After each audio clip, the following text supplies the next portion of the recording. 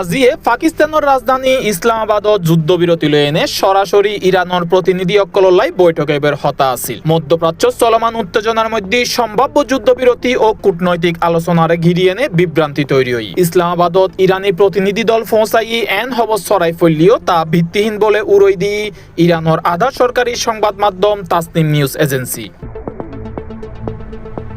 তাসনিমুর প্রতিবেদনত বলই সামাজিক যোগাযোগ মাধ্যম ও কিছু আন্তর্জাতিক সূত্র দাবি করই যে ইরানের একখান উচ্চ পর্যায়ের প্রতিনিধি দল আলোচনার উদ্দেশ্যে পাকিস্তানের রাজধানী ইসলামাবাদত পৌঁছাই। তবে এই দাবি সম্পূর্ণ ভিত্তিহীন এবং কোনো প্রতিনিধি দল ফাটানো নয় বলে স্পষ্ট করই।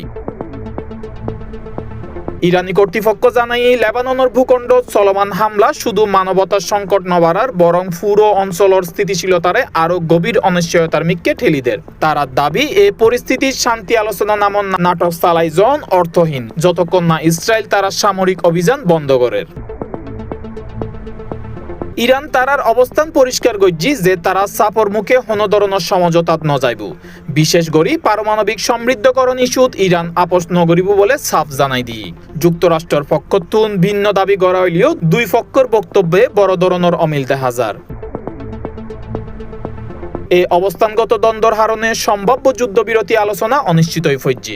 কূটনৈতিক তৎপরতার গুঞ্জন ছড়াইলেও বাস্তবে কোনো আনুষ্ঠানিক প্রতিনিধি দল ফাটানো নয় বলে তাসনিমুর প্রতিবেদন আরও পরিষ্কার করছি।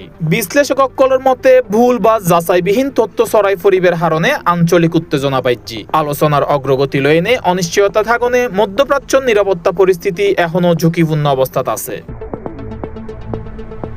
ইরানের পক্ষতুন ইঙ্গিত দিয়ে এই পরিস্থিতি অনুকূল নইলে কূটনৈতিক আলোচনা আগানোর সম্ভাবনা কম। ফলে যুদ্ধবিরতি ও সম্ভাব্য সমঝোতা লয়ে এনে আন্তর্জাতিক মহলে উদ্বেগ অব্যাহত আছে। ইন্দির শেষ খবর পাওয়া পর্যন্ত জানা গিয়ে ইরানের উপপররাষ্ট্রমন্ত্রী হই যুক্তরাষ্ট্রের যুদ্ধ অথবা যুদ্ধবিরতি যেহনো একখান বাছিল অমফরিব। International desk C+ TV।